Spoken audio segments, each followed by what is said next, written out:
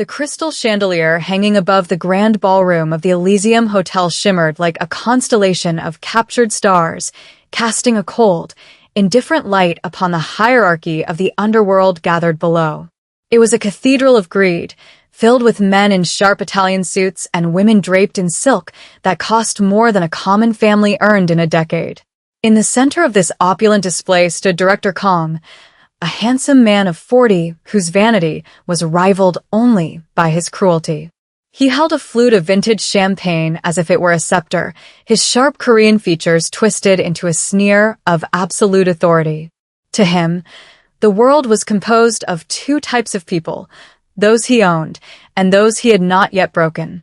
He was curtly focused on the former, his gaze bore down on the young woman kneeling at his feet, scrubbing a phantom stain from the polished marble floor. She was Amina, a stunning 24-year-old African woman whose beauty could not be dimmed even by the coarse, dark blue fabric of a maid's uniform. Her hair was pulled back severely, and her eyes were lowered, but there was a stillness in her posture that suggested patience rather than submission. Kong deliberately tilted his glass, watching with sadistic glee as the golden liquid cascaded down, splashing onto Amina's hands and soaking into the knees of her uniform. The chatter in the ballroom died instantly. The silence that followed was heavy, suffocating, the kind of quiet that precedes an execution. Kong did not apologize.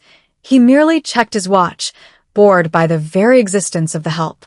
"You missed a spot," he said, his voice smooth and venomous, projecting clearly to the hundreds of watching guests. "This floor costs more than your life. Treat it with respect." The crowd, a collection of syndicate lieutenants and corrupt officials, watched with bated breath. They were predators, but even predators pause when a greater beast is feeding. Amina paused in her scrubbing. She did not tremble. She did not weep. Slowly, methodically, she placed the scrub brush into her bucket. The water turned murky, swirling with the dirt of the powerful. She stood up, her movements fluid and graceful, rising until she looked Kong in the eye. The height difference was negligible, but the difference in presence was colossal. "Apologize," Amina said. Her voice was not loud, but it carried a resonance that cut through the tension like a diamond through glass. It was a command, not a request. A ripple of shock went through the room.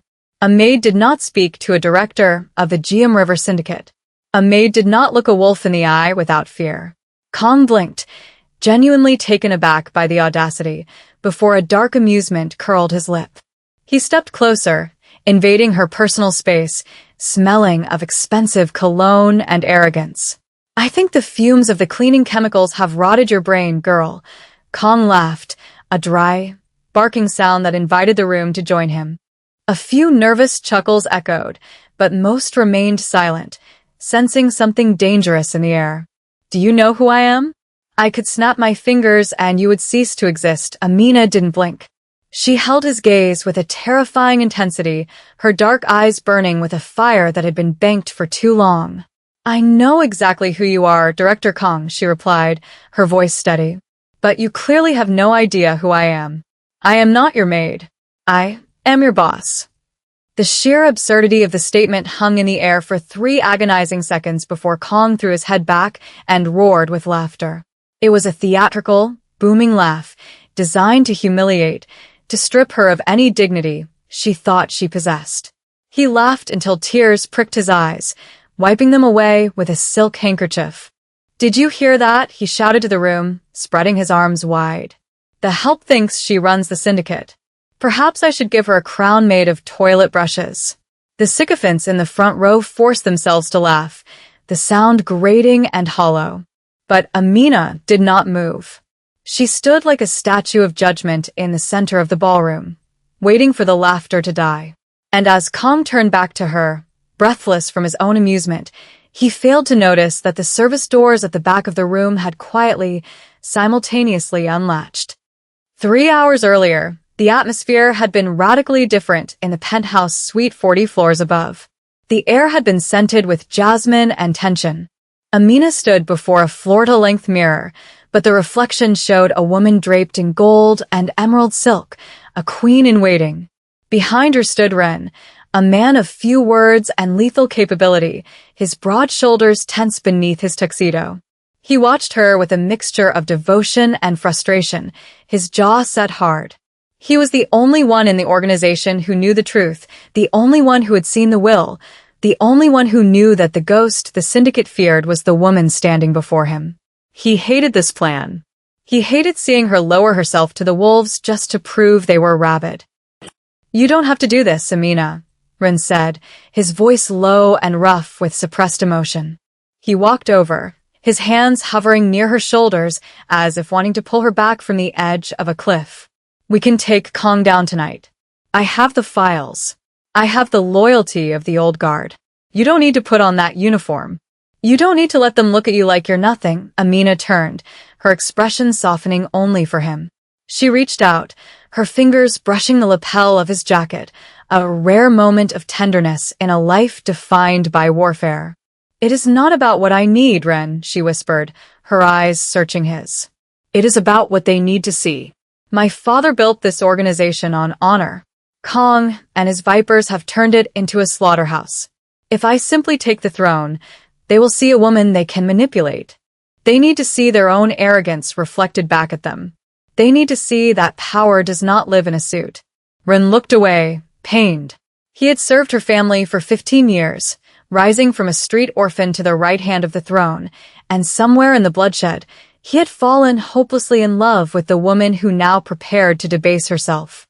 "If he touches you," Ren said, his voice dropping to a dangerous whisper, "if he so much as lays a finger on you, the script is over. I will burn the building down with him inside." Amina smiled, a sad, knowing smile. She began to unbutton the silk dress, the gold fabric pooling on the floor, revealing the simple undergarments beneath. She reached for the dark blue uniform folded neatly on the bed, the armor of the invisible. "He will try," she said, pulling the rough fabric over her head. "That is his nature. But you must wait for the signal. Promise me, Ren." "Wait for the signal." Ren clenched his fists, the leather of his gloves creaking. "I promise," he lied, knowing that if Calm crossed the line, no promise on earth would stop him. Back in the ballroom, the laughter was beginning to sour. Kang's amusement had faded into irritation. The joke was over, but the woman was still standing there, looking at him with that unnerving, regal calm. It made him feel small, and Director Kong detested feeling small. He signaled to the security detail, two hulking men who had been chuckling along with him. "Get her out of here," Kong snapped, his voice losing its polished veneer. "Throw her in the alley with the rest of the garbage. And make sure she learns her lesson before you leave her there." The guards stepped forward, their shadows falling over Amina. The crowd watched, some looking away in shame, others watching with the morbid curiosity of roadside spectators.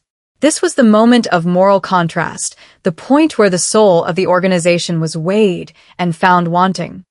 Amina did not retreat. She did not look at the guards. Her eyes remained locked on Kong.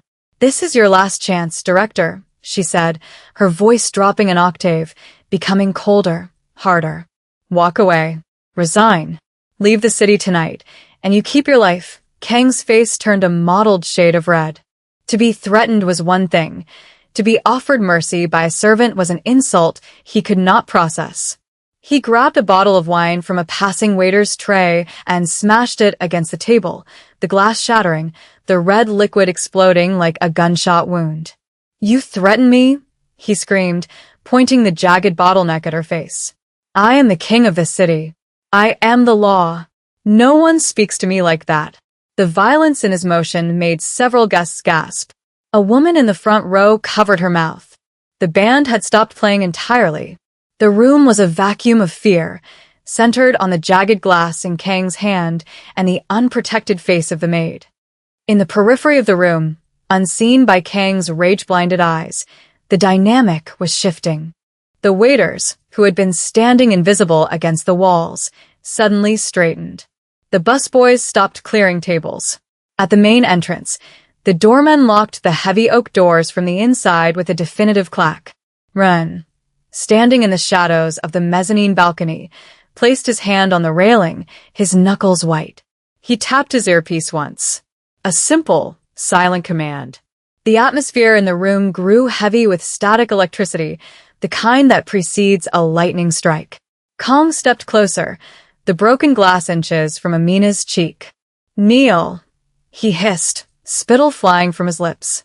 "Kneel and beg, and maybe I'll only scar you a little." Amina looked at the glass, then back to Kong. She sighed, a sound of genuine disappointment. "I told you," she said softly. "I am the boss." She raised her right hand, snapping her fingers once. The sound was sharp, piercing the silence. Instantaneously, the service doors at the back of the hall burst open with a crash that shook the floorboards.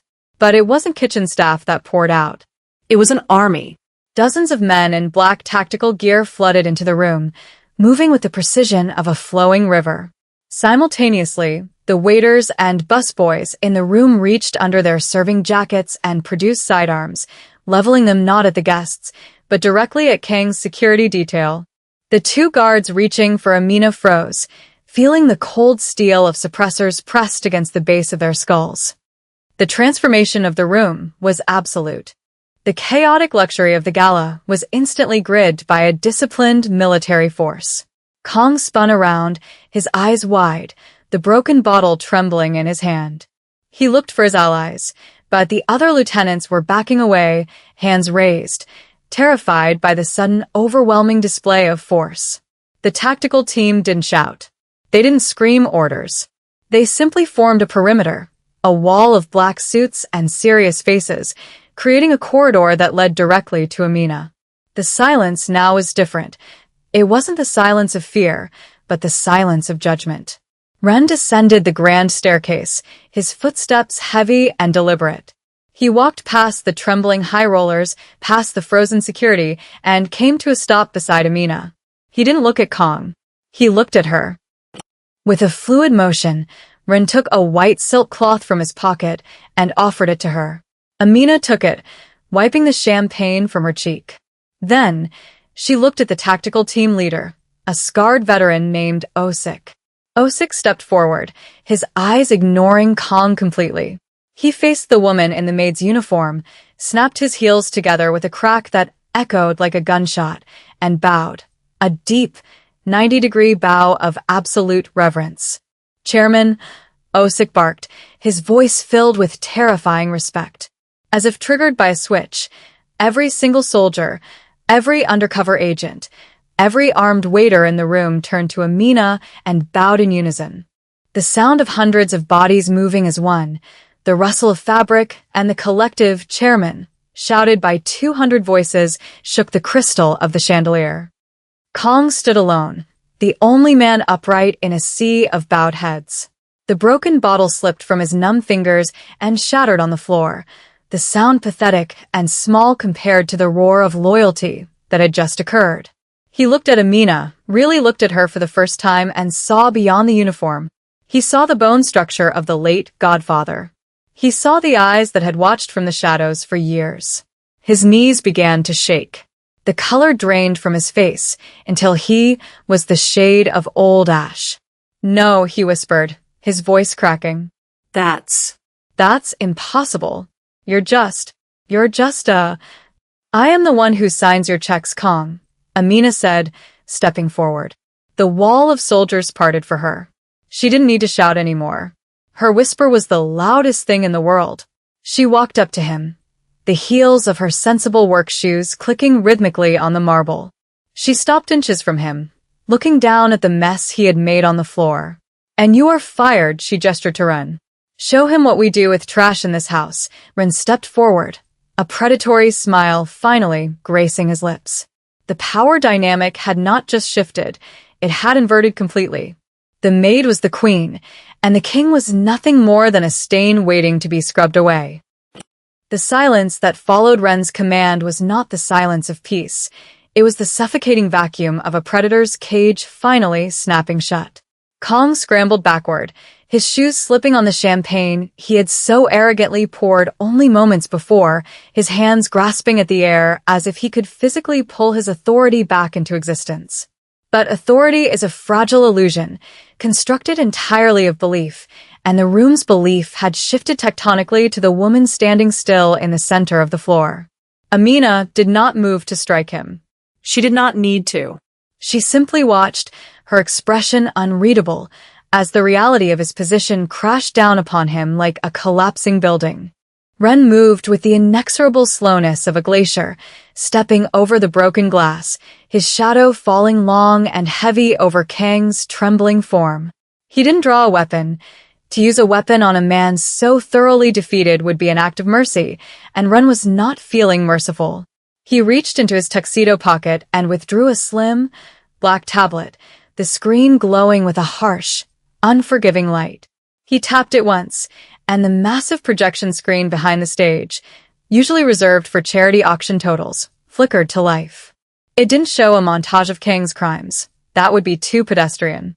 Instead, it showed a single, live banking interface. The numbers were plummeting. What? What are you doing?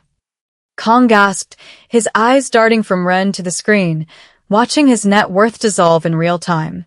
The digits rolled backward, millions vanishing into the digital ether every second.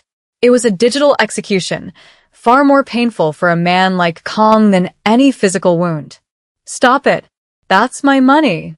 That's my money, he screamed, scrambling to his feet and lunging toward Ren, fueled by the desperate, blinding panic of greed.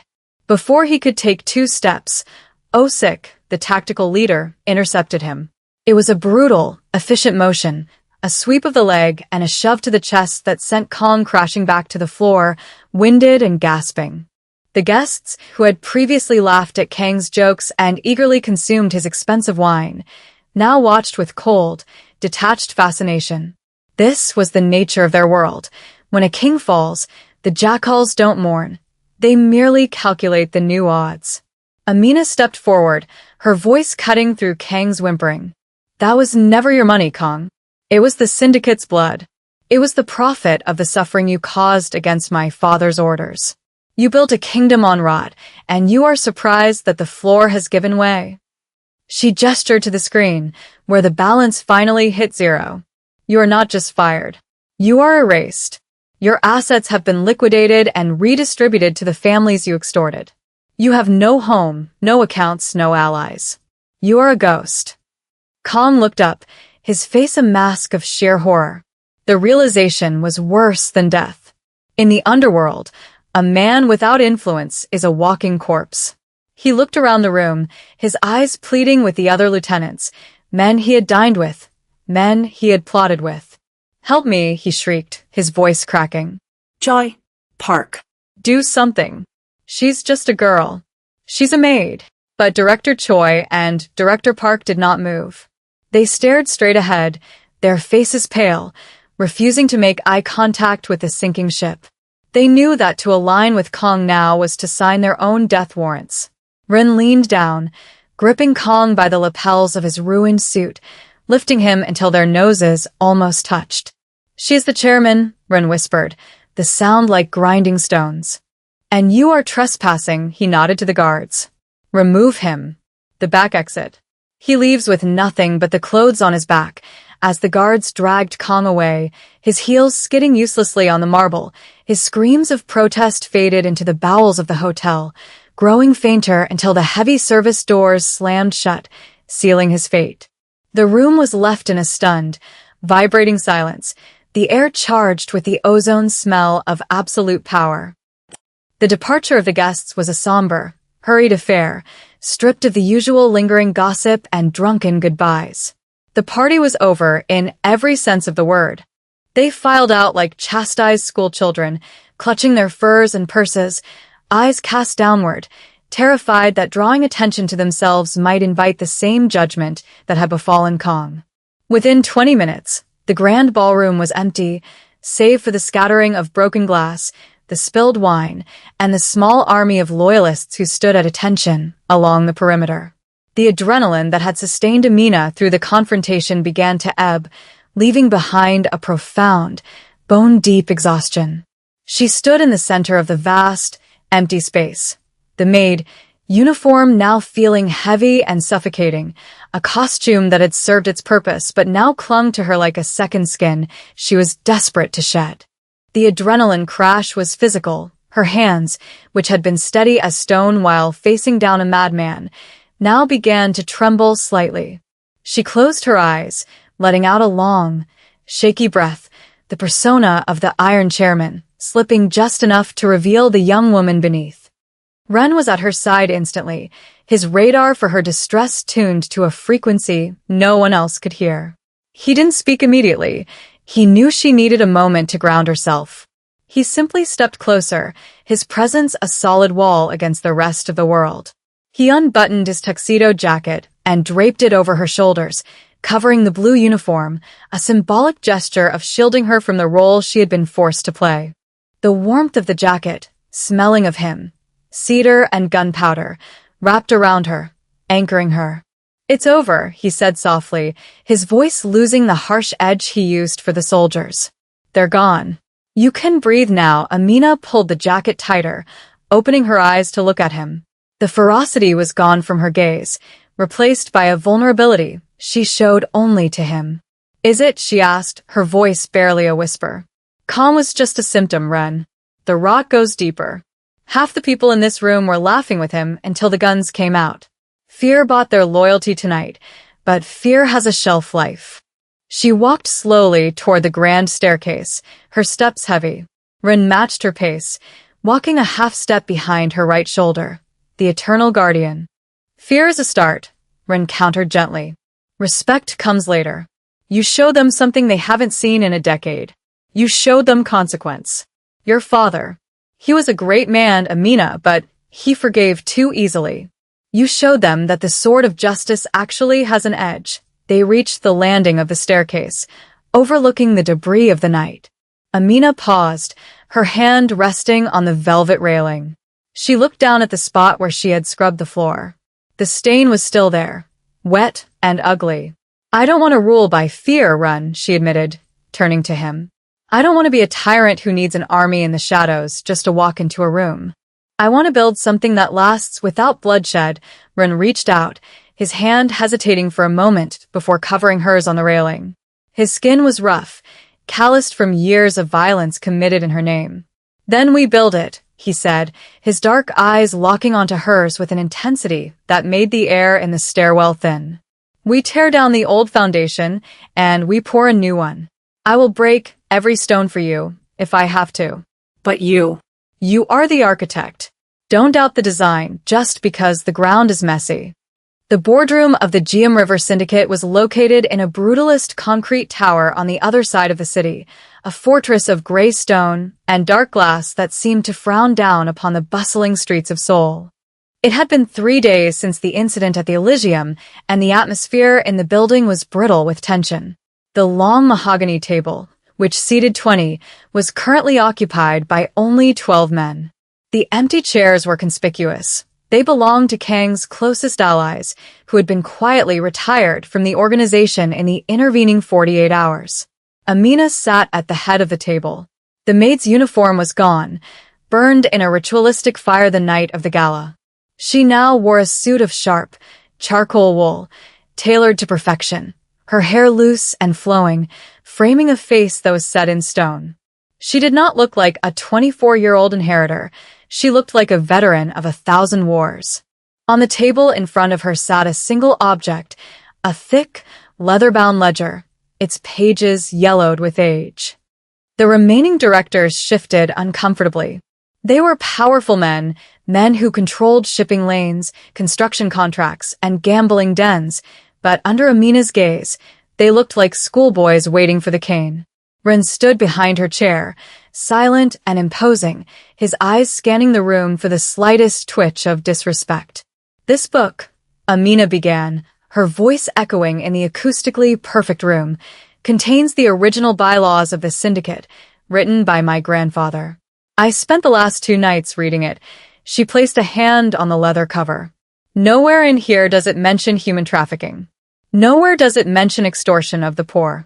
Nowhere does it sanction the poisoning of our own community with cheap narcotics." She paused, letting the silence stretch until it was painful. "We have strayed so far from the path that we are no longer a family. We are a cancer." Director Choi, A man with gray hair and a nervous tick in his left eye cleared his throat. "Chairman," he started, his voice trembling. "With all due respect, the markets have changed. If we cut those revenue streams, the losses would be catastrophic. We have overheads. We have—" Amina didn't raise her voice, but she cut him off with a glance that was colder than liquid nitrogen. "Catastrophic for whom? Director Choi? For your mistress's apartment? For your gambling debts?" She opened the ledger and pulled out a modern tablet that had been tucked inside. She slid it down the table. It spun smoothly, coming to a stop in front of Choi. "I know about the skimming operations in the logistics department. I know about the side deals with the rivals in the south." Choi went pale, his mouth opening and closing like a landed fish. "You have a choice," Amina announced to the room. "The organization reboots today. We return to legitimate enterprise, protection, and high-stakes arbitration. The filth ends. Anyone who cannot survive without feeding on the weak can leave now." She leaned forward. "But if you stay, and I catch you crossing the line again, you won't get the mercy I showed Kong." Later that night, the city was awash in rain, a heavy downpour that hammered against the glass walls of Amina's private office. The lights of the skyline were blurred into streaks of neon and gold, a beautiful, chaotic mess. Amina stood by the window, watching the storm. The meeting had been a bloodless massacre. 3 more directors had resigned on the spot, terrified of the new regime. The syndicate was smaller now, leaner, but for the first time in years it felt clean. Yet the weight of it was crushing. She felt the ghost of her father in the room, a silent specter judging her dismantling of his empire. Had she gone too far? Had she weakened them to the point of collapse? The doubt was a cold knot in her stomach. She hugged her arms around herself, feeling small against the backdrop of the stormy city. The door opened softly, and Ren entered. He carried 2 mugs of tea, the steam rising in curling ribbons. He didn't ask if he could come in. The boundaries between them had eroded significantly since the ballroom. He walked over to the window and held out a mug. Amina took it, her fingers brushing his, lingering for a second longer than necessary. "They are calling you the Iron Queen on the streets," Ren said quietly, looking out at the rain. "The lower ranks are celebrating. They hated Kong.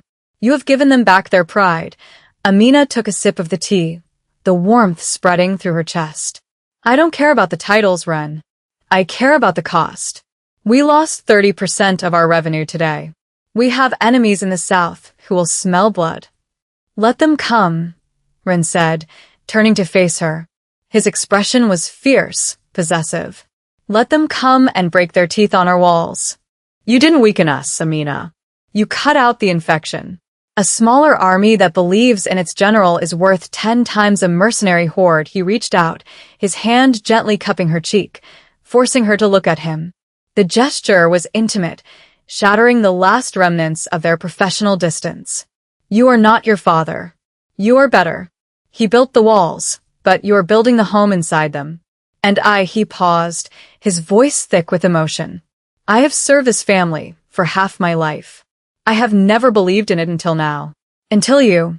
Amina leaned into his touch, her eyes closing, the exhaustion finally melting away into something softer, something warmer. "I can't do this alone, Ren," she whispered. "Everyone looks at the chairman, but who does the chairman look at?" Ren smiled, a rare, genuine expression that transformed his face. "You look at me," he promised. "Always." The morning sun broke over Seoul with a clarity that felt symbolic. The storm had washed the smog from the air, leaving the sky a piercing, brilliant blue. On the rooftop terrace of the syndicate's headquarters, a helicopter waited, its blades slowly beginning to spin. But the mood was not one of escape, it was one of arrival. Amina walked out onto the terrace, the wind whipping her hair back. She wasn't wearing a suit today, nor a uniform. She wore a simple white dress, bright and unburdened. Ren walked beside her, carrying a briefcase, but his posture was less rigid, less guarded. The war was far from over. In their world, the war is never truly over, but the internal battle was won. They had retaken the soul of the family. They stopped at the railing, looking down at the city that sprawled beneath them. It was a beast of a city, full of danger and opportunity, but it no longer looked like a monster to be tamed. It looked like a responsibility. Amina took a deep breath of the cool, high-altitude air. She thought of the girls scrubbing the floor, the humiliation, the laughter of the cruel men. It seemed like a lifetime ago. She had walked through the fire and dragged the truth out with her. She turned to Ren, who was checking his watch, ever the pragmatist. "Ready to go?" he asked. "The meeting with the shipping guild is in an hour." Amina smiled, and this time, it was a smile of pure confidence, radiant and dangerous. "Let them wait a moment," she said. She reached into her pocket and pulled out a small, crumpled piece of blue fabric, a scrap she had cut from a uniform before burning it. She held it over the edge of the railing, letting the wind catch it. She opened her fingers, and the scrap of blue fluttered away, dancing on the updrafts, spiraling down toward the streets below until it disappeared into the vastness of the world. It was a final release, a letting go of the disguise. She turned back to Run, her eyes shining. "Okay," she said, nodding toward the waiting helicopter. "Now I'm ready. Let's go to work." Ren offered his arm, and she took it, not as a boss taking a subordinate's arm,